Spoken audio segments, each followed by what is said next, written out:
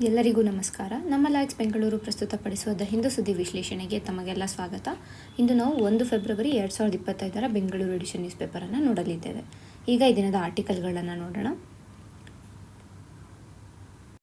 ಮೊದಲ ಆರ್ಟಿಕಲ್ ಬಂದು ನಿನ್ನೆ ಅಂದರೆ ಜನವರಿ 31ನೇ ತಾರೀಕು ಏನಿದೆ, ಈ ಒಂದು ದಿನಾಂಕದಲ್ಲಿ ಪ್ರತಿ ವರ್ಷ ನಮ್ಮ ಇಕನಾಮಿಕ್ ಸರ್ವೆ ರಿಲೀಸ್ ಆಗುತ್ತೆ. ಸೊ ಅದೇ ಕುರಿತಾಗಿ ಇವತ್ತು ನಾವು 2-3 ಆರ್ಟಿಕಲ್ನ ನೋಡ್ತೀವಿ. ಅಂದರೆ ಎಕನಾಮಿಕ್ ಸರ್ವೆ ಯಾವ ರೀತಿಯಾಗಿ, ಇವತ್ತು ಕೇವಲ ಇಂಪಾರ್ಟೆಂಟ್ ಪಾಯಿಂಟ್ಸನ್ನು ನಾವು ನೋಡ್ತೀವಿ ಅಷ್ಟೇ ಎಕನಾಮಿಕ್ ಸರ್ವೆದು. ಇನ್ ಡೀಟೇಲ್ ಎಕನಾಮಿಕ್ ಸರ್ವೆ ಮತ್ತು ಇವತ್ತು ಬರುವಂತಹ ಅಂದರೆ ಫೆಬ್ರವರಿ 1ನೇ ತಾರೀಕು ಬರುವಂತಹ ಬಜೆಟ್ ಸೆಷನನ್ನು 5ನೇ ತಾರೀಕು ಏನಿದೆ ಬುಧವಾರ, ಅವತ್ತು ಹರೇಂದ್ರ ಸರ್ ಅವರು ತಗೋತಾ ಇದ್ದಾರೆ ಕ್ಲಾಸ್. ಸೊ ನಾವು ಕಂಪ್ಲೀಟಾಗಿ ಅದರಲ್ಲಿ ನೋಡೋಣ. ಇವತ್ತು ಬೇಸಿಕ್ ಪಾಯಿಂಟ್ಸ್ ಅಂದರೆ ಎಕನಾಮಿಕ್ ಸರ್ವೆಯಲ್ಲಿ ಏನು ಹೇಳಿದ್ದಾರೆ ಅನ್ನೋದು ಮಾತ್ರ ನಾವು ಇವತ್ತು ತಿಳ್ಕೊಳ್ಳೋಣ. ಸೊ ಈ ಎಕನಾಮಿಕ್ ಸರ್ವೆ ಏನಿದೆ, it is named after previous year. ಅಂದರೆ ಈಗ 2024-2025 ಸರ್ವೆ ಅಂದರೆ ಏನು ಆಗಿದೆ ಅನ್ನೋದನ್ನ ನಾವು ಏನು ಮೆಷರ್ ಮಾಡ್ತೀವಲ್ವ, ಅದು ಸರ್ವೆ. ಸೊ ಹಾಗಾಗಿ ಸರ್ವೆ ಏನಿದೆ ಪ್ರೀವಿಯಸ್ ಇಯರ್ ಮೇಲೆ ಲೇಬಲ್ ಆಗಿರುತ್ತೆ. ಅಂದರೆ ಈಗ ಎಕನಾಮಿಕ್ ಸರ್ವೆ 2024-2025 ಏನಿದೆ ಅದನ್ನು ನಿನ್ನೆ ರಿಲೀಸ್ ಮಾಡಿದ್ದಾರೆ. ಸೊ ಅದರ ಪ್ರಕಾರ ಏನು ಹೇಳ್ತಾ ಇದ್ದಾರೆ ಅಂದರೆ, ಭಾರತದ ಇಕನಾಮಿಕ್ ಗ್ರೋತ್ ಏನಿರುತ್ತೆ, this will be approximately around from 6.3 to 6.8% ಒಳಗಡೆ ಇರುತ್ತೆ ಅಂತ ಹೇಳ್ತಾ ಇದ್ದಾರೆ. ಅದರ ಜೊತೆಗೆ ನಮ್ಮ 100th ಇಯರ್ ಏನು ನಾವು ವಿಕಸಿತ ಭಾರತ್ ಅಂತ ಸೆಲೆಬ್ರೇಟ್ ಮಾಡೋಕ್ಕೆ ಹೊರಟಿದ್ದೀವಿ. ಅಂದರೆ ನಮ್ಮ ಇಂಡಿಪೆಂಡೆನ್ಸ್ ಬಂದು 100 ಇಯರ್ಸ್ ಏನಾಗುತ್ತೆ 2047 ಅದು ವಿಕಸಿತ ಭಾರತ್ ಅಂತ ಇದೆ. ಸೊ ಆ ಟೈಮಲ್ಲಿ ನಮ್ಮ ಒಂದು ಎಕನಾಮಿಕ್ ಗ್ರೋತು ಚೆನ್ನಾಗಿರಬೇಕು ಅಂತ ಅಂದರೆ at least for a decade, next ಬರುವಂತಹ 10 ವರ್ಷ ಏನಿದೆ ಆ 10 ವರ್ಷ 8% ಗ್ರೋತಲ್ಲಿ ನಾವು 8% ಎಕನಾಮಿಕ್ ಗ್ರೋತನ್ನು ಕಾಣಬೇಕು. ಓನ್ಲಿ ದೆನ್ ನಮ್ಮ ಒಂದು ಎಕನಾಮಿಕ್ ಗ್ರೋತ್ ಏನಿದೆ, ನಮ್ಮ ಟಾರ್ಗೆಟ್ಸ್ ಏನಿದೆ ಆ್ಯಸ್ ಪರ್ ವಿಕಸಿತ ಭಾರತ್ ಅದನ್ನು ರೀಚ್ ಮಾಡೋಕ್ಕಾಗುತ್ತೆ ಅಂತ ಒಂದು. ಮತ್ತೊಂದು ಏನು ಅಂದರೆ, ನಮ್ಮ GDP rate at present it is 31%. Investment rate ಏನಿದೆ ಅಲ್ವಾ, investment rate is approximately 31% of GDP ಇದೆ. And it has to rise to 35%. ಅಂದರೆ ಇನ್ನು 4% ಅಷ್ಟು ಇನ್ವೆಸ್ಟ್ಮೆಂಟ್ ರೇಟ್ ರೈಸ್ ಆಗಬೇಕು ಅಂತ ಕೂಡ ಇಲ್ಲಿ ಹೇಳ್ತಾ ಇದ್ದಾರೆ. ಯಾವುದರಲ್ಲಿ? ಎಕನಾಮಿಕ್ ಸರ್ವೆಲಿ. ನೆಕ್ಸ್ಟ್ ಬಂದಾಗ EV ಸೆಕ್ಟರ್, ಎಲೆಕ್ಟ್ರಾನಿಕ್ ವೆಹಿಕಲ್ ಸೆಕ್ಟರ್ಗೆ ಬಂದಾಗ ಏನಾಗುತ್ತೆ ಅಂದರೆ, indigenisation of raw materials becomes important ಅಂತ ಹೇಳ್ತಾ ಇದ್ದಾರೆ. ಬಿಕಾಸ್ ಕ್ಲೈಮೇಟ್ ಚೇಂಜ್ ಹೆಚ್ಚಾಗ್ತಾ ಇರುವಂಥ ಕಾರಣ ಭಾರತದಲ್ಲಿ ನಾವು ನೋಡ್ತಾ ಇದ್ದೀವಿ EV ಅಡಾಪ್ಷನ್ ಏನಿದೆ ಇದು ಹೆಚ್ಚಾಗ್ತಾ ಇದೆ. ಸೊ EV ಅಡಾಪ್ಷನ್ ಹೆಚ್ಚಾದಾಗ, EV ಅಂತ ಬಂದಾಗ batteries, so lithium becomes most important raw material. So ಈ ಲಿಥಿಯಮ್ ಏನಿದೆ ಇದನ್ನು ಇಂಡಿಜಿನಸ್ ಆಗಿ ಆದಷ್ಟು ಏನಂತೀವಿ ರಾ ಮೆಟೀರಿಯಲ್ಸ್ ಏನಿದೆ, ನಾಟ್ ಓನ್ಲಿ ಲಿಥಿಯಮ್, ಬೇರೆ ರಾ ಮೆಟೀರಿಯಲ್ಸ್ ಕೂಡ ಏನೇನು ಬೇಕು, ಈಗ ಸೆಮಿಕಂಡಕ್ಟರ್ ಚಿಪ್ಸ್ ಇರ್ಬೋದು, ಬೇರೆ ರೀತಿಯ ಚಿಪ್ಸ್ ಏನಿದೆ ಇದನ್ನೆಲ್ಲ ಇಂಡಿಜಿನಸ್ ಆಗಿ ನಾವು ತಯಾರಿಸ್ಕೋಬೇಕು. ಇದರಿಂದ ಒಂದು ಕಡೆ ಮೇಕ್ ಇನ್ ಇಂಡಿಯಾನೂ ಪ್ರಮೋಟ್ ಆಗುತ್ತೆ. ಅಟ್ ದ ಸೇಮ್ ಟೈಮ್ ನಾವು ಬೇರೆ ದೇಶಗಳ ಮೇಲೆ ಡಿಪೆಂಡೆಂಟ್ ಆಗಿರುವಂತಹ ಒಂದು ನೆಸೆಸಿಟಿ ಇರೋದಿಲ್ಲ ಒಂದು. ಮತ್ತೊಂದು ಏನಾಗುತ್ತೆ, ನಮ್ಮ ಕರೆಂಟ್ ಅಕೌಂಟ್ ಡೆಫಿಸಿಟ್ ಏನಿದೆ ಅದು ಕೂಡ ರೆಡ್ಯೂಸ್ ಆಗುತ್ತೆ. ಸೊ ನಾವು ಅರ್ಜೆಂಟ್ ಟಾಸ್ಕ್ ಏನಿದೆ with respect to EV sector ನೋಡಿದಾಗ it is indigenisation of raw materials ಅಂತ ಕೂಡ ಸರ್ವೆ ಹೇಳಿದೆ. ಆ್ಯಂಡ್ ನೆಕ್ಸ್ಟ್ ಏನು ಹೇಳಿದೆ ಎಕನಾಮಿಕ್ ಸರ್ವೆ 2024-2025 ಅಂತಂದರೆ, ಈಗ ಗ್ಲೋಬಲೈಸೇಷನ್ ಏನಿದೆ, ಗ್ಲೋಬಲೈಸೇಷನ್ ವಾಪಸ್ ಆಗ್ತದೆ. ಅಂದರೆ ಎಲ್ಲರೂ ಲೋಕಲೈಸೇಷನ್ಗೆ ಹೋಗ್ತಾ ಇದ್ದಾರೆ. ಸೊ ಹೀಗಿರುವಂಥ ಸಂದರ್ಭದಲ್ಲಿ ಭಾರತ ಕೂಡ ಡೊಮೆಸ್ಟಿಕ್ ಮಾರ್ಕೆಟ್ ಏನಿದೆ, ಡೊಮೆಸ್ಟಿಕ್ ಫ್ಯಾಕ್ಟರ್ಸ್ ಏನಿದೆ ಅದರ ಮೇಲೆ ಕಾನ್ಸಂಟ್ರೇಟ್ ಮಾಡಬೇಕು. ಸೊ ದಟ್ ನಮ್ಮ ಗ್ರೋತ್ ಏನಿದೆ, ಗ್ರೋತ್ ಇನ್ಕ್ರೀಸ್ ಆಗುತ್ತೆ, ಗ್ರೋತ್ ರೇಟ್ ಇನ್ಕ್ರೀಸ್ ಆಗುತ್ತೆ, which leads to GDP increase, foreign investments increase ಆಗಬೇಕು. And at the same time ನಮ್ಮ ಎಕನಾಮಿಕ್ ಗ್ರೋತ್ ಕೂಡ ಆಗಬೇಕು. ಸೊ ಹಾಗಾಗಿ ನಾವು ಈಗ ಡೊಮೆಸ್ಟಿಕ್ ಫ್ಯಾಕ್ಟರ್ಸ್ ಮೇಲೆ ಹೆಚ್ಚಿನದಾಗಿ ಕಾನ್ಸಂಟ್ರೇಟ್ ಮಾಡಬೇಕು ಅಂತ ಕೂಡ ಎಕನಾಮಿಕ್ ಸರ್ವೆ ಹೇಳಿದೆ. ಸೊ ಈ ಡೊಮೆಸ್ಟಿಕ್ ಫ್ಯಾಕ್ಟರ್ಸ್ ಅಂತ ಬಂದಾಗ ನಾವು ಏನರ ಮೇಲೆ ಕಾನ್ಸಂಟ್ರೇಟ್ ಮಾಡಬೇಕು ಅಂದರೆ, ಅದನ್ನು ಕೂಡ ಎಕನಾಮಿಕ್ ಸರ್ವೆ ಏನು ಹೇಳಿದೆ ಅಂದರೆ, ಸ್ಮಾಲ್ ಫರ್ಮ್ಸ್ ಏನಿದೆ, ಸ್ಮಾಲ್ ಫರ್ಮ್ಸ್ ಮೇಲೆ ಕಾನ್ಸಂಟ್ರೇಟ್ ಮಾಡಿ. ಫಾರ್ ಎಕ್ಸಾಂಪಲ್ MSMEs ಇರ್ಬೋದು, ಇಲ್ಲ ಸ್ಟಾರ್ಟಪ್ಸ್ ಏನಿರುತ್ತೆ ಇವುಗಳ ಮೇಲೆ ನಾವು ಕಾನ್ಸಂಟ್ರೇಟ್ ಮಾಡಿದಾಗ, ಇವುಗಳಲ್ಲಿ ಇನ್ವೆಸ್ಟ್ಮೆಂಟ್ ಇರ್ಬೋದು, ಇವುಗಳಿಗೆ ಇನ್ಸೆಂಟಿವ್ಸನ್ನು ಕೊಟ್ಟು ಎನ್ಕರೇಜ್ ಮಾಡೋದ್ರಿಂದ ಏನಾಗುತ್ತೆ ಅಂದರೆ, ನಮ್ಮ ಒಂದು ಎಕನಾಮಿಕ್ ಗ್ರೋತ್ ಏನಿದೆ, ಎಕನಾಮಿಕ್ ಗ್ರೋತ್ ಇಂಪ್ರೂವ್ ಆಗುತ್ತೆ. ಹೇಗೆ ಅಂತಂದರೆ, ಬಿಕಾಸ್ ಈ ಸ್ಟಾರ್ಟಪ್ಸ್ ಇರ್ಬೋದು, MSMEs ಇರ್ಬೋದು, ನಮಗೆ ಬೇಕಾಗಿರುವಂತಹ ಪ್ರಾಡಕ್ಟ್ಸನ್ನು ಲೋಕಲ್ ಆಗಿ ಕೊಡ್ತಾರೆ. ಸೊ ಯಾವಾಗ ಲೋಕಲೈಸೇಷನ್ ಆಗುತ್ತೆ ಅಲ್ಲಿ ನಮಗೆ ಹೆಚ್ಚಿನದಾಗಿ ಏನಂತೀವಿ, ಹೆಚ್ಚಿನ ಒಂದು ಕಾಸ್ಟ್ ಬರೋದಿಲ್ಲ. ಅಂದರೆ ಈ ಕ್ಯಾಪಿಟಲ್ ಕಾಸ್ಟ್ ಏನಿರುತ್ತೆ ಅಥವಾ ಕ್ಯಾಪಿಟಲ್ ಕಾಸ್ಟ್ ಏನಿರುತ್ತೆ, ಇನ್ವೆಸ್ಟ್ಮೆಂಟ್ ಕಾಸ್ಟ್ ಏನಿರುತ್ತೆ ಅದು ಕಡಿಮೆ ಆಗುತ್ತೆ. ಬಿಕಾಸ್ ಇಂಪೋರ್ಟ್ ಮಾಡ್ಕೊಳ್ತಾರಲ್ಲ, ಸೊ ಇಂಪೋರ್ಟ್ ಮಾಡಿದಾಗ ಏನಾಗುತ್ತೆ, ಬೇರೆ ಬೇರೆ ರೀತಿಯ ಟ್ಯಾಕ್ಸಸ್ ಏನಿರುತ್ತೆ ಅದೆಲ್ಲ ಇನ್ಕ್ಲೂಡ್ ಆಗುತ್ತೆ. ಯಾವಾಗ ನಾವು ಇಂಡಿಜಿನಸ್ ಆಗಿ ತೊಗೋತೀವಿ ಆ ಟ್ಯಾಕ್ಸಸ್ ಕೂಡ ರಿಡ್ಯೂಸ್ ಆಗುತ್ತೆ, ಇದರಿಂದ ಎಕನಾಮಿಕ್ ಗ್ರೋತ್ಗೆ ಕಾಂಟ್ರಿಬ್ಯೂಟ್ ಆಗುತ್ತೆ ಅಂತ ಈ ಒಂದು ಆರ್ಟಿಕಲ್ ಹೇಳ್ತಾ ಇದೆ. ಮುಂದಿನ ಆರ್ಟಿಕಲ್ ನೋಡೋಣ. In historic move, Karnataka allows dignified death for terminally ill. ಇಷ್ಟು ದಿನ ಏನಾಗ್ತಾ ಇತ್ತು ಅಂತಂದರೆ, ಈಗ ಲೈಫ್ ಸಪೋರ್ಟ್ ಸಿಸ್ಟಮಲ್ಲಿ ಇರ್ತಾಯಿದ್ರು. ಏನು ಲೈಫ್ ಸಪೋರ್ಟ್ ಸಿಸ್ಟಮ್ ಅಂತಂದರೆ, ಈಗ ಅವ್ರಿಗೆ ಆಕ್ಸಿಜನನ್ನು ಕೊಡ್ತಾ ಇರ್ತಾರೆ ಥ್ರೂ ಮಾಸ್. ಈ ಒಂದು ಆಕ್ಸಿಜನ್ ಸಪ್ಲೈ ಇಲ್ಲ ಅಂತಂದರೆ ಅವರು ಬದುಕೋದಕ್ಕೆ ಆಗೋದಿಲ್ಲ. ಆ ವೆಂಟಿಲೇಷನ್ ಅಂತ ನಾವು ಏನು ಕರಿತೀವಿ, ವೆಂಟಿಲೇಷನ್ ಇಲ್ಲ ಅಂದರೆ ಅದನ್ನ ನಾವು ಲೈಫ್ ಸಪೋರ್ಟ್ ಸಿಸ್ಟಮ್ ಅಂತ ಕೂಡ ಕರೆಯೋದು. ಸೊ ಆ ವೆಂಟಿಲೇಷನ್ ಸಿಸ್ಟಮಿಂದ ನಾವು ಅವ್ರನ್ನ ಆಚೆ ತೆಗೆದ್ರೆ ಅವರು ಬದುಕೋದಕ್ಕೆ ಆಗ್ತಾ ಇರಲ್ಲ. ಸೊ ಅಂತಹ ಒಂದು ಪರ್ಸನ್ಸ್ನ ನಾವು ಟರ್ಮಿನಲಿ ಇಲ್ಲ ಅಂತ ಕರಿತೀವಿ. ಸೊ ಅಂತಹ ಪರ್ಸನ್ಸ್ ಏನಿರ್ತಾರೆ ಅವರಿಗೆ they have right to dignified death ಅಂತ ಅಂದ್ಬಿಟ್ಟು ಸುಪ್ರೀಂ ಕೋರ್ಟ್ ಹೇಳಿದೆ. ಓಕೆನಾ, ಇದು ಸುಪ್ರೀಂ ಕೋರ್ಟ್ ಹೇಳೋದು. ಸೊ ಈ ರೈಟ್ ಟು ಡಿಗ್ನಿಫೈಡ್ ಡೆತ್ ಏನಿದೆ ನಮ್ಮ ಆರ್ಟಿಕಲ್ 21 ಅಂಡರಲ್ಲಿ ಬರುತ್ತೆ. Article 21 is right to life and personal liberty ಏನಿದೆ ಇದು. ಸೊ ಆರ್ಟಿಕಲ್ 21 ಅಂಡರಲ್ಲಿ ರೈಟ್ ಟು ಡಿಗ್ನಿಫೈಡ್ ಡೆತ್ ಕೂಡ ಇನ್ಕ್ಲೂಡ್ ಆಗಿದೆ. ಸೊ ಹಾಗಾಗಿ ಈ ಟರ್ಮಿನಲಿ ಏನಿರ್ತಾರೆ ಅಂದರೆ ಲೈಫ್ ಸಪೋರ್ಟ್ ಸಿಸ್ಟಮಲ್ಲಿ ಏನಿರ್ತಾರೆ ಅವರಿಗೆ ವಿತ್ಡ್ರಾಯಿಂಗ್ ದಿಸ್ ಲೈಫ್ ಸಸ್ಟೈನಿಂಗ್ ಏನಿರುತ್ತೆ, ಲೈಫ್ ಸಸ್ಟೈನಿಂಗ್ ಸಿಸ್ಟಮ್ ಏನಿರುತ್ತೆ, ಲೈಫ್ ಸಪೋರ್ಟ್ ಸಿಸ್ಟಮ್ ಏನಿರುತ್ತೆ ಅದನ್ನ ವಿತ್ಡ್ರಾ ಮಾಡಿ ಅವರಿಗೆ ಒಂದು ಡಿಗ್ನಿಫೈಡ್ ಡೆತ್ತನ್ನು ಕೊಡೋದು ದೇರ್ ಫಂಡಮೆಂಟಲ್ ರೈಟ್. ಸೊ ಹಾಗಾಗಿ ಇದನ್ನು ಅಲೌ ಮಾಡಬೇಕು ಅಂತ ಸುಪ್ರೀಂ ಕೋರ್ಟ್ ಹೇಳಿತ್ತು. ಆ್ಯಂಡ್ ಕರ್ನಾಟಕ ಈ ಒಂದು ಆರ್ಡರನ್ನು ಇಂಪ್ಲಿಮೆಂಟ್ ಮಾಡೋಕ್ಕೆ ಹೊರಟಿದೆ. And is Karnataka the first state to implement this order? No. First state ಇದನ್ನು ಇಂಪ್ಲಿಮೆಂಟ್ ಮಾಡಿರೋದು ಯಾವುದು ಅಂದರೆ Kerala. So Kerala first state, second state is Karnataka. So Karnataka ಕೂಡ ಇದನ್ನು ಇವಾಗ ಇಂಪ್ಲಿಮೆಂಟ್ ಮಾಡ್ತಾ ಇದೆ. ಸೊ ಹಾಗಾದರೆ ಯಾವ ರೀತಿಯಾಗಿ ಇದನ್ನು ಇಂಪ್ಲಿಮೆಂಟ್ ಮಾಡ್ತಾರೆ ಅಂತ ನಾವು ನೋಡೋದಾದರೆ, ಈ ಒಂದು ಡಿಸಿಷನನ್ನು ತಗೊಳ್ಳೋದಕ್ಕೆ ಅವರ ಒಂದು ಫ್ಯಾಮಿಲಿ ಮೆಂಬರ್ಸ್, ಈಗ ಒಬ್ಬರು ಪೇಷಂಟ್ ಟರ್ಮಿನಲ್ಲಿ ಇಲ್ಲಾಗಿದ್ದಾರೆ ಅಂತಂದರೆ ಅವರ ಫ್ಯಾಮಿಲಿ ಮೆಂಬರ್ಸ್ ರಿಕ್ವೆಸ್ಟ್ ಮಾಡ್ತಾರೆ ಡಾಕ್ಟರ್ಸನ್ನು. ಸೊ ಇದನ್ನು ಅನಲೈಸ್ ಮಾಡೋದಕ್ಕೆ 2 ಬೋರ್ಡ್ಸ್ ಇರುತ್ತೆ, ಒಂದು ಪ್ರೈಮರಿ ಮೆಡಿಕಲ್ ಬೋರ್ಡ್, ಇನ್ನೊಂದು ಸೆಕೆಂಡರಿ ಮೆಡಿಕಲ್ ಬೋರ್ಡ್. ಸೊ ಈ ಫ್ಯಾಮಿಲಿ ಮೆಂಬರ್ಸ್ ಇವರಿಗೆ ರಿಕ್ವೆಸ್ಟ್ ಮಾಡ್ತಾರೆ, ಇವರು ಮತ್ತು ಇವರು 2 ಮೆಡಿಕಲ್ ಬೋರ್ಡ್ಸ್ ಏನಿರುತ್ತೆ ಇವರು ಡಿಸೈಡ್ ಮಾಡಿ ತದನಂತರ ಗೋವನ್ನು ಕೊಡ್ತಾರೆ. ಸೊ ಈ ಒಂದು ಏನು ಬೋರ್ಡ್ಸ್ ಇರುತ್ತಲ್ವ ಇದರಲ್ಲಿ ಮೆಡಿಕಲ್ ಪ್ರಾಕ್ಟೀಷನರ್ಸ್ ಏನಿರ್ತಾರೆ ಅಂದರೆ ಈಗ ನ್ಯೂರಾಲಜಿಸ್ಟ್ ಇರ್ಬೋದು, ನ್ಯೂರೋ ಸರ್ಜನ್ಸ್ ಇರ್ಬೋದು, ಅನಸ್ತೇಷಿಯಸ್ಟ್ಸ್ ಇರ್ಬೋದು, ಈ ರೀತಿಯಾಗಿ ಬೇರೆ ಬೇರೆ ರೀತಿಯಾದ ಡಿಫ್ರೆಂಟ್ ಪ್ರಾಕ್ಟೀಷನರ್ಸ್, ಮೆಡಿಕಲ್ ಪ್ರಾಕ್ಟೀಷನರ್ಸ್ ಅಂದರೆ ಡಾಕ್ಟರ್ಸ್ ಏನಿರ್ತಾರೆ, ಸ್ಪೆಷಲಿಸ್ಟ್ಸ್ ಏನಿರ್ತಾರೆ ಇವರು ಈ ಒಂದು ಬೋರ್ಡ್ಸ್ನ ಮೆಂಬರ್ಸ್ ಆಗಿರ್ತಾರೆ. ಸೊ ಇವರು ಯಾವಾಗ ಫ್ಯಾಮಿಲಿ ಮೆಂಬರ್ಸ್ ರಿಕ್ವೆಸ್ಟ್ ಮಾಡ್ತಾರೆ ಇವರು ಗೋವನ್ನು ಕೊಟ್ಟರೆ ಮಾತ್ರ ಆ ಒಂದು ಲೈಫ್ ಸಪೋರ್ಟನ್ನು ವಿತ್ಡ್ರಾ ಮಾಡೋಕ್ಕಾಗೋದು. ಅಂದರೆ if the doctors say that there is a chance ಅವ್ರು ಬದುಕ್ಬೋದು, ಆ ಪೇಷಂಟ್ ಬದುಕ್ಬೋದು ಅಂತ ಹೇಳಿದ್ರೆ ಆಗ ಫ್ಯಾಮಿಲಿ ಮೆಂಬರ್ಸ್ ಅವ್ರನ್ನ ವಿತ್ಡ್ರಾ ಮಾಡ್ಕೊಳ್ಳಿ ಅಂತ ಕೇಳೋಕ್ಕಾಗಲ್ಲ. ಆ್ಯಂಡ್ ಡಾಕ್ಟರ್ಸ್ ಏನಾದರೂ ಇಲ್ಲ ಅವ್ರು ವಿತೌಟ್ ಸಪೋರ್ಟ್ ಅವರು ಬದುಕಲ್ಲ ಅಥವಾ ಅವ್ರ ಕಂಡೀಷನ್ ತುಂಬ ವರ್ಸ್ ಆಗಿದೆ ಅಂತ ಅಂದಾಗ ಆಗ ಗೋ ಕೊಡ್ತಾರೆ. ಓನ್ಲಿ ದೆನ್ ದೇ ಕ್ಯಾನ್ ಏನಂತೀವಿ withdraw the life support. So ಇದನ್ನು ಕರ್ನಾಟಕ ಇಂಪ್ಲಿಮೆಂಟ್ ಮಾಡೋಕ್ಕೆ ಹೊರಟಿದೆ. So Karnataka becomes the second state to implement the Supreme Court's order. ಇದು ನೆನಪಿರಲಿ, ಇದು Supreme Court order, not central government or ministry of health. ಇಷ್ಟು ಈ ಆರ್ಟಿಕಲ್ನಲ್ಲಿ ಸಿಗ್ತಾ ಇರೋ ಇನ್ಫಾರ್ಮೇಷನ್. ಮುಂದಿನ ಆರ್ಟಿಕಲ್ ನೋಡೋಣ. India's tiger population rose 30% over 2 decades finds study. ಇತ್ತೀಚೆಗಷ್ಟೇ ಒಂದು ಹೊಸ ಅಧ್ಯಯನವನ್ನು ಮಾಡಿದ್ದಾರೆ. ಅದರ ಪ್ರಕಾರ ಏನು ಹೇಳ್ತಾ ಇದ್ದಾರೆ ಅಂತಾರೆ, ಪಾಸ್ಟ್ 2 decades ಅಂದರೆ ಅಪ್ರಾಕ್ಸಿಮೇಟಾಗಿ 2000ಇಂದ 2020 ಅಂತ ನಾವು ತೊಗೊಂಡ್ರೆ, ಅಪ್ರಾಕ್ಸಿಮೇಟ್ ಅಂತ ನಾವು ತೊಗೊಳ್ತಾ ಇರೋದು. ಸೊ ಈ ಡಿಕೇಡ್ಸಲ್ಲಿ ಸುಮಾರು 30% ಟೈಗರ್ ಪಾಪ್ಯುಲೇಷನ್ ಭಾರತದಲ್ಲಿ ಇನ್ಕ್ರೀಸ್ ಆಗಿದೆ ಅಂತ ಹೇಳ್ತಾ ಇದ್ದಾರೆ.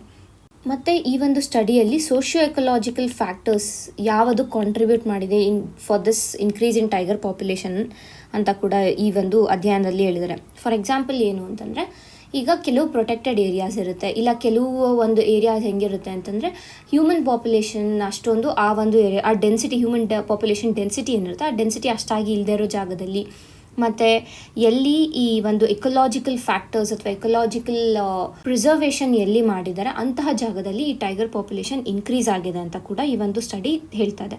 ಆ್ಯಂಡ್ ಆಲ್ಸೋ ಇಲ್ಲಿ ಗಮನಿಸಬೇಕಾಗಿರುವಂತಹ ಮತ್ತೊಂದು ವಿಷಯ ಏನು ಅಂದರೆ, ಈ ನಕ್ಸಲ್ ಅಫೆಕ್ಟೆಡ್ ಏರಿಯಾ ಏನಿದೆ ಅಂದರೆ ನಮ್ಮ ರೆಡ್ ಕಾರಿಡಾರ್ ರೀಜನ್ಸ್ ಏನಿದೆ, ಫಾರ್ ಎಕ್ಸಾಂಪಲ್ ಛತ್ತೀಸ್ಗಢ ಇರ್ಬೋದು ಮತ್ತು ಜಾರ್ಖಂಡ್. ಸೊ ಈ 2 ಸ್ಟೇಟ್ಸ್ಗಳಲ್ಲಿ ಟೈಗರ್ ಪಾಪ್ಯುಲೇಷನ್ ಏನಿದೆ ಇದು ಡಿಕ್ಲೈನ್ ಆಗ್ತಾ ಇದೆ ಅಂತ ಹೇಳಿದೆ ಇದೇ ರಿಪೋರ್ಟ್. ಜಾರ್ಖಂಡ್ ಮತ್ತು ಛತ್ತೀಸ್ಗಢ ಎಲ್ಲಿ ರೆಡ್ ಕಾರಿಡಾರ್ ಬರುತ್ತೆ ಈ region. So especially it is Jharkhand and Chhattisgarh ರೀಜನ್ನಲ್ಲೇ. ಆಂಧ್ರ ಪ್ರದೇಶ್ ಕೂಡ ಇನ್ಕ್ಲೂಡ್ ಆಗುತ್ತೆ, ಒಡಿಸ್ಸಾಲಿನ ಕೆಲವು ಪಾರ್ಟ್ ಇನ್ಕ್ಲೂಡ್ ಆಗುತ್ತೆ, ಬಟ್ ಮೇನ್ಲಿ ಈ ರೀಜನ್ ಬರೋದು, ಈ ರೆಡ್ ಕಾರಿಡಾರ್ ರೀಜನ್ ಇರೋದು ಜಾರ್ಖಂಡ್ ಆ್ಯಂಡ್ ಛತ್ತೀಸ್ಗಢ ರೀಜನ್ನಲ್ಲಿ, ಸ್ಟೇಟ್ಸಲ್ಲಿ. ಸೊ ಹಾಗಾಗಿ ಈ ಒಂದು ಏರಿಯಾಸಲ್ಲಿ ಟೈಗರ್ ಪಾಪ್ಯುಲೇಷನ್ ಡಿಕ್ಲೈನ್ ಆಗಿದೆ ಅನ್ನೋದು ಕೂಡ ಈ ಒಂದು ಸ್ಟಡಿಯಲ್ಲಿ ಸಿಗ್ತಾ ಇದೆ. ಮತ್ತು ಬೇರೆ ಫ್ಯಾಕ್ಟರ್ಸ್ ಯಾವುದು ಈ ರಿಕವರಿಗೆ ಇನ್ಕ್ಲೂಡ್ ಆಗಿದೆ ಅಂತ ನಾವು ನೋಡೋಕ್ಕೆ ಹೋದರೆ, ಟೈಗರ್ ಕಾರಿಡಾರ್ಸ್ ಅಂತ ಅಥವಾ ಈ ವೈಲ್ಡ್ ಲೈಫ್ ಕಾರಿಡಾರ್ ಅಂತ ಏನು ಮಾಡಿದ್ದಾರೆ, ಸೊ ವೈಲ್ಡ್ ಲೈಫ್ ಕಾರಿಡಾರ್ಸ್ ಅದರಿಂದ ಕೂಡ ಟೈಗರ್ ಪಾಪ್ಯುಲೇಷನ್ ಇನ್ಕ್ರೀಸ್ ಆಗಿದೆ ಅಂತ ಹೇಳ್ತಾ ಇದ್ದಾರೆ. And along with that legislative frameworks, ಬೇರೆ ಪಾಲಿಸೀಸ್ ಆ್ಯಕ್ಷನ್ಸ್ ಇರ್ಬೋದು, ಈಗ ವೈಲ್ಡ್ ಲೈಫ್ ಪ್ರೊಟೆಕ್ಷನ್ ಆ್ಯಕ್ಟ್ ಇರ್ಬೋದು, ಪ್ರಾಜೆಕ್ಟ್ ಟೈಗರ್ ಇರ್ಬೋದು, ಇದೆಲ್ಲದರಿಂದ ಕೂಡ ಟೈಗರ್ ಪಾಪ್ಯುಲೇಷನ್ ಇನ್ಕ್ರೀಸ್ ಆಗಿದೆ ಅಂತ ಈ ಒಂದು ಆರ್ಟಿಕಲ್ ಹೇಳ್ತಾ ಇದೆ. ಇಷ್ಟು ಈ ಆರ್ಟಿಕಲ್ನ ಸಾರಾಂಶ. ಮುಂದಿನ ಆರ್ಟಿಕಲ್ ನೋಡೋಣ. Digital health records of patients May soon include living will. ಇಲ್ಲಿ ಲಿವಿಂಗ್ ವಿಲ್ ಅಂತಂದರೆ ಏನು? ವಿಲ್ ಅಂದರೆ ನಾವಿಲ್ಲ, ನಮ್ಮ ಆಬ್ಸೆನ್ಸಲ್ಲಿ ಯಾವ ರೀತಿಯಾದ ಡಿಸಿಷನ್ಸನ್ನು ತೊಗೋಬೇಕು ಅನ್ನೋದನ್ನ ನಾವು ಮೊದಲೇ ಬರೆದಿರ್ತೀವಿ. So that is called as will. ಆದರೆ ಇಲ್ಲಿ ಲಿವಿಂಗ್ ವಿಲ್ ಅಂತಂದರೆ ಏನು? ಲಿವಿಂಗ್ ವಿಲ್ ಅಂದರೆ this is with respect to medical decisions. ಅದನ್ನು ನಾವು ನೆನಪಿಟ್ಕೋಬೇಕು. This is with respect to medical decisions. ಇದನ್ನು alternatively it is called as advanced medical directive ಅಂತ ಕೂಡ ಇದನ್ನ ನಾವು ಕರಿತೀವಿ. ಅಡ್ವಾನ್ಸ್ಡ್ ಮೆಡಿಕಲ್ ಡಿರೆಕ್ಟಿವ್ ಅಂತ. ಸೊ ಇಲ್ಲಿ ಏನಾಗುತ್ತೆ ಅಂತಂದರೆ, ಈಗ ಒಂದು ಪೇಷಂಟ್ ಇದ್ದಾರೆ ಅಥವಾ ಒಂದು ಇಂಡಿವಿಜುವಲ್, ಟೇಕ್ ಒನ್ ಇಂಡಿವಿಜುವಲ್. ಆ ಇಂಡಿವಿಜುವಲ್ ಫಸ್ಟೇ ಏನು ಹೇಳ್ತಾರೆ ಅಂದರೆ, ನನಗೆ ಈ ರೀತಿಯಾದ ಟ್ರೀಟ್ಮೆಂಟ್ಸ್ ಬೇಕು ಆ್ಯಂಡ್ ಈ ರೀತಿಯಾದ ಟ್ರೀಟ್ಮೆಂಟ್ಸ್ ನಾನು ತೊಗೊಳ್ಳೋದಿಲ್ಲ if I am not available. ಅಂದರೆ ಈಗ ನನಗೆ ಫಾರ್ ಎಕ್ಸಾಂಪಲ್ ನಾನು ಯಾವುದೇ ಡಿಸಿಷನ್ ಮಾಡೋಕ್ಕಾಗದೇ ಇರುವಂತಹ ಕಂಡೀಷನಲ್ಲಿದ್ದೀನಿ. ಸೊ ಹಾಗಾಗಿ ಆಗೇನಾಗುತ್ತೆ, ನನ್ನ ಫ್ಯಾಮಿಲಿ ಮೆಂಬರ್ಸ್ ಡಿಸಿಷನ್ಸನ್ನು ತೊಗೋತಾರೆ, ಬಟ್ ಅದು ನನಗೆ ಇಷ್ಟ ಇಲ್ಲ.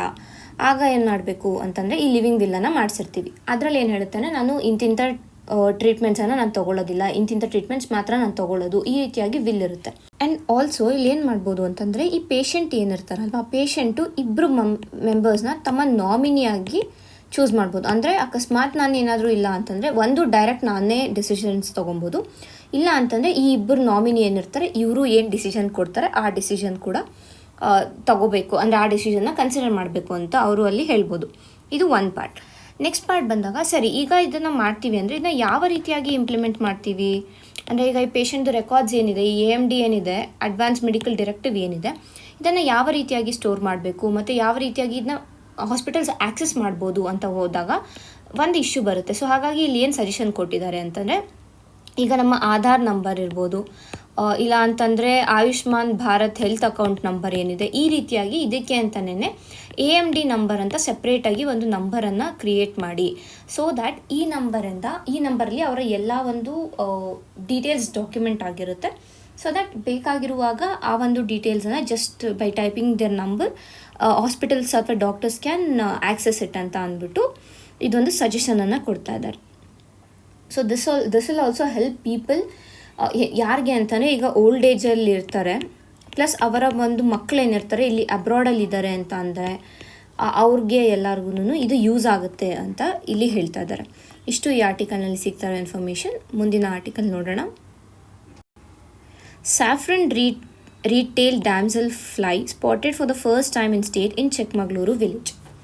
ಈ ಸ್ಯಾಫ್ರನ್ ರೀಟೇಲ್ ಡ್ಯಾಮ್ಸೆಲ್ ಫ್ಲೈ ಏನಿದೆ, ಇದು ಯೂಶುವಲ್ ಆಗಿ ಕಾಣಿಸೋದು Western Ghats. And Western Ghats ಅಂತ ಬಂದಾಗ ಓನ್ಲಿ ಕೇರಳ ಆ್ಯಂಡ್ ತಮಿಳ್ನಾಡುವಲ್ಲಿ ಕಾಣಿಸ್ತಾ ಇತ್ತು ಇಷ್ಟು ವರ್ಷ. ಈಗ 2025 ಎಲ್ಲಿ ಕಾಣಿಸಿದೆ? ಚಿಕ್ಕಮಗಳೂರು, ಕರ್ನಾಟಕಲ್ಲಿ. ಸೊ ಕರ್ನಾಟಕಲ್ಲಿ ಇಟ್ ಇಸ್ ಫಸ್ಟ್ ಟೈಮ್ ಇದು ಕಾಣಿಸ್ತಾ ಇರೋದು. ಸೊ ಹಾಗಾಗಿ ಇದು ನಮಗೆ ಇಂಪಾರ್ಟೆಂಟ್ ಆಗುತ್ತೆ. ಆ್ಯಂಡ್ ಇದರ ಸೈಂಟಿಫಿಕ್ ನೇಮ್ ಇದೆ, ಅದೇನು ಸೈಂಟಿಫಿಕ್ ನೇಮ್ ಏನು ಅಂತಂದರೆ ಇಂಡಾಸ್ಟಿಕ್ಟಾ ಡೆಕಾನೆನ್ಸಿಸ್ ಅನ್ನೋದು ಇದರ ಒಂದು ಸೈಂಟಿಫಿಕ್ ನೇಮ್. ಚಿಕ್ಕಮಗಳೂರಲ್ಲಿ ಎಲ್ಲಿ ಕಾಣಿಸಿದೆ ಅಂದರೆ ನೇತ್ರಾವತಿ ನದಿಯ ಬಳಿ ಈ ಒಂದು ಡ್ಯಾಮ್ಸೆಲ್ ಫ್ಲೈ ಕಾಣಿಸಿದೆ. ಇದಕ್ಕೆ ಸ್ಯಾಫ್ರನ್ ರೀಟೇಲ್ ಅಂತ ಏನಕ್ಕೆ ಹೇಳ್ತಾರೆ ಅಂತಂದರೆ, ಇದರ ಬಾಡಿ ಏನಿದೆ ಅಲ್ವಾ, ಎಂಟೈರ್ ಬಾಡಿ ಇಲ್ಲಿ ನೀವೇ ನೋಡ್ಬೋದು. ಈ ಬಾಡಿ ಏನಿದೆ ಇದು ಆರೆಂಜ್ ಕಲರ್ ಅಥವಾ ಸ್ಯಾಫ್ರನ್ ಕಲರಲ್ಲಿ ಇರೋ ಕಾರಣ ಇದನ್ನು ಸ್ಯಾಫ್ರನ್ ರೀಟೇಲ್ ಡ್ಯಾಮ್ಸೆಲ್ ಫ್ಲೈ ಅಂತ ಕರೀತಾರೆ. ಇಷ್ಟು this is with respect to ಅದರ ನಾಮೆನ್ಕ್ಲೇಚರ್. ಆದರೆ ಎಲ್ಲಿ ಇದು ಕಾಣಿಸುತ್ತೆ, ಈಗಾಗಲೇ ಹೇಳಿದೆ ವೆಸ್ಟರ್ನ್ ಘಾಟ್ಸ್. ಆಲ್ಸೋ ಎಂಥ ರೀಜನ್ಸಲ್ಲಿ ಕಾಣಿಸುತ್ತೆ ಅಂತಂದರೆ ನಿಯರ್ ಸ್ಲೋ ಮೂವಿಂಗ್ ಸ್ಟ್ರೀಮ್ಸ್. ಈ ಏನು ನದಿಗಳು ಹರಿತಾ ಇರ್ತವೆ ಅಲ್ವಾ, ಅಲ್ಲಿ ಎಲ್ಲಿ ಚಿಕ್ಕದಾಗಿ, ಅಂದರೆ ನದಿ ಅನ್ನೋದಕ್ಕಿಂತ ಹೊಳೆಯಲ್ಲಿ ಹರಿತಾ ಇರುತ್ತೆ ಅಂಥ ಕಡೆ ಈ ಒಂದು ಡ್ಯಾಮ್ಸೆಲ್ ಫ್ಲೈಸನ್ನು ನಾವು ನೋಡ್ಬೋದು, ಮೊದಲನೇದು.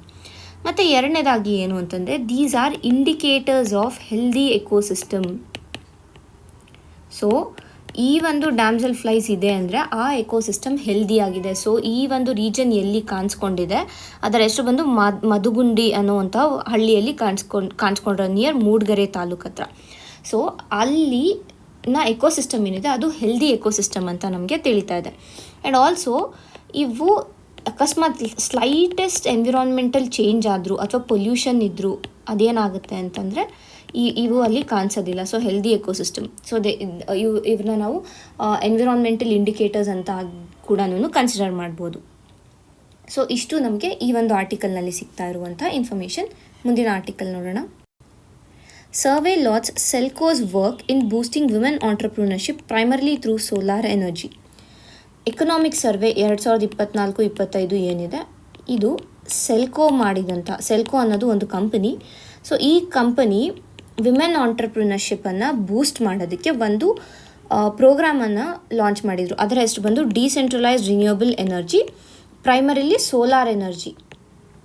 ಓಕೆನಾ, ಡಿಸೆಂಟ್ರಲೈಸ್ಡ್ ರಿನ್ಯೂಯಬಲ್ ಎನರ್ಜಿ ಅನ್ನುವಂಥ ಒಂದು ಪ್ರೋಗ್ರಾಮ್ ಮಾಡಿದರು. Where only women to encourage women entrepreneurship ಈ ಒಂದು ಪ್ರೋಗ್ರಾಮನ್ನು ಮಾಡಿದರು. ಸೊ ಆ ಪ್ರೋಗ್ರಾಮ್ ಏನಿದೆ ಇದು ಸುಮಾರು 6,000ದಷ್ಟು ವಿಮೆನ್ ಫಾರ್ಮರ್ಸ್ ಏನಿದ್ದಾರೆ, ವಿಮೆನ್ ಇನ್ ಫಾರ್ಮಿಂಗ್ ಏನಿದ್ದಾರೆ ಅವರಿಗೆ ಹೆಲ್ಪ್ ಮಾಡಿದೆ. ಫುಡ್ ಪ್ರಾಸೆಸಿಂಗ್ ಇರ್ಬೋದು, ಡಿಜಿಟಲ್ ಸರ್ವಿಸಸ್ ಇರ್ಬೋದು, ಎಲ್ಲದಕ್ಕೂ ಈ ಒಂದು ಪ್ರೋಗ್ರಾಮ್ ಹೆಲ್ಪ್ ಮಾಡಿದೆ.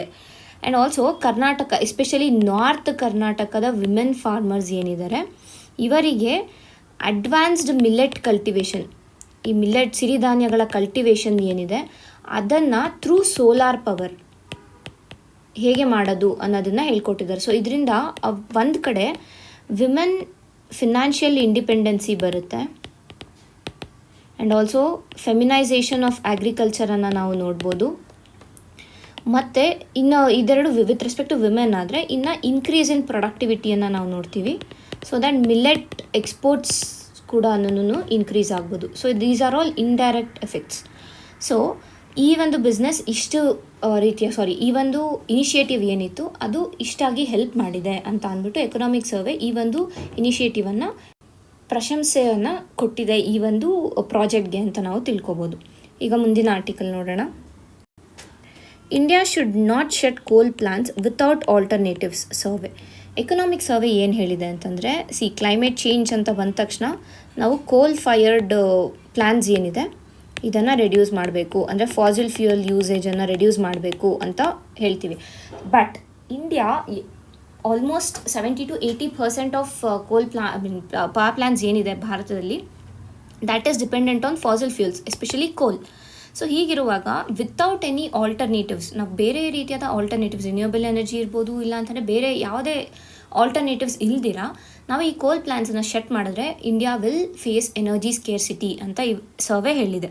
ಸೊ ಅದಕ್ಕೆ ಏನು ಮಾಡಬೇಕು ಅಂತಂದರೆ, ಇಲ್ಲಿ ಸರ್ವೆ 2-3 ಎಕ್ಸಾಂಪಲನ್ನು ಸೈಟ್ ಮಾಡಿದೆ. ಫಾರ್ ಎಕ್ಸಾಂಪಲ್ ಫ್ರಾನ್ಸನ್ನು ತಗೊಳ್ಳಿ ಅಂತ ಹೇಳ್ತದೆ. ಸೊ ಫ್ರಾನ್ಸ್ ಇನ್ 1970s ಏನಿದೆ ಇದು ನ್ಯೂಕ್ಲಿಯರ್ ಪವರನ್ನು ಎಕ್ಸ್ಪ್ಯಾಂಡ್ ಮಾಡೋಕ್ಕೆ ಸ್ಟಾರ್ಟ್ ಮಾಡಿತು. ಓಕೆನಾ, ಫಸ್ಟು ನ್ಯೂಕ್ಲಿಯರ್ ಪವರ್ನ ಎಕ್ಸ್ಪ್ಯಾಂಡ್ ಮಾಡಿ ತದನಂತರ ತನ್ನ ಒಂದು ಏನು ಆಯಿಲ್ ಪ್ರೊಡ್ಯೂಸಿಂಗ್ ಕಂಟ್ರೀಸ್ ಜೊತೆ ಲಿಂಕ್ಸ್ ಇತ್ತು ಅದನ್ನ ಆಮೇಲೆ ರೆಡ್ಯೂಸ್ ಮಾಡ್ತು. ಸೊ ಫಸ್ಟು ಆಲ್ಟರ್ನೇಟಿವ್ ಪವರನ್ನು ಡೆವಲಪ್ ಮಾಡಿ ನಂತರ ಡಿಪೆಂಡೆನ್ಸಿಯನ್ನು ಕಡಿಮೆ ಮಾಡಿದ್ದು. India should also follow the same thing ಅಂತ ಇಲ್ಲಿ ಹೇಳ್ತಾ ಇದ್ದಾರೆ. ದಿಸ್ ಇಸ್ ಫಸ್ಟ್ ಥಿಂಗ್, ಇದು ಫಸ್ಟ್ ಎಕ್ಸಾಂಪಲ್. ಇನ್ನು ಸೆಕೆಂಡ್ ಎಕ್ಸಾಂಪಲ್ ನಾವು ನೋಡೋಕ್ಕೆ ಹೋದರೆ ಯುರೋಪಿಯನ್ ಯೂನಿಯನ್ನನ್ನು ನೋಡಿದ್ರೆ, ಯುರೋಪಿಯನ್ ಯೂನಿಯನ್ ಬಂದು 2022 ಅಲ್ಲಿ ಒಂದು ಕ್ಲೈಮೇಟ್ ಅಡಾಪ್ಟೇಷನ್ ಸ್ಟ್ರಾಟಜಿಯನ್ನು ಸ್ಟಾರ್ಟ್ ಮಾಡಿದ್ರು. ಅದರ ಹೆಸರು ಬಂದು ರೀಪವರ್ EU ಪ್ಲ್ಯಾನ್ ಅಂತ, ರೀಪವರ್ EU ಪ್ಲ್ಯಾನ್. ಸೊ ಇಲ್ಲಿ ಏನು ಮಾಡಿದ್ರು ಅಂದರೆ ರಷ್ಯನ್ ಗ್ಯಾಸ್ ಸಪ್ಲೈಸ್ ಏನಿತ್ತು ಇದರಿಂದ ಡಿಸ್ಕನೆಕ್ಟ್ ಮಾಡಿಕೊಂಡ್ರು. ಓಕೆನಾ, ಸೊ ಇದನ್ನು ಡಿಸ್ಕಂಟಿನ್ಯೂ ಮಾಡಿ at the same time they started investing around